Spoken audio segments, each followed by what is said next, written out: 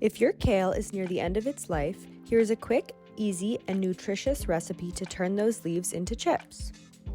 First, you're going to start by rinsing your kale well to make sure you get any dirt or critters off. Sometimes they like to hang in the little ridges, which just means it's fresh.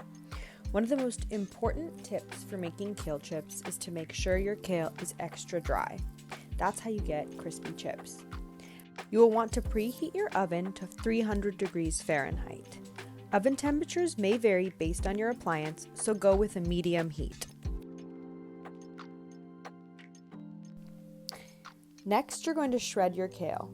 I like to use my hands and rip the leafy part from the tough stems. Make sure you get every little piece. Those turn into tiny chips. Put your stems aside for compost later.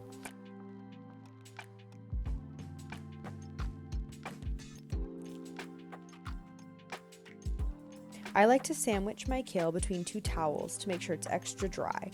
You can set that aside and compost your stems. You can also use them for things like pesto, sauté them or add to a fried rice, or even pickle them. I'm just going to give them to my chickens as a treat.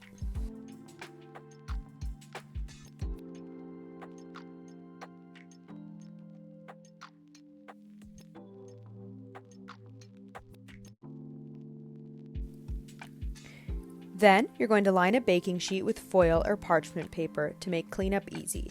You can set that aside.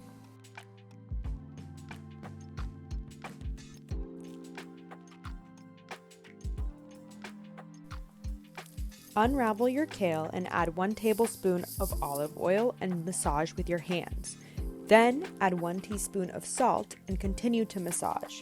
This part is key to break down those tough fibers that we all think of when we think of kale.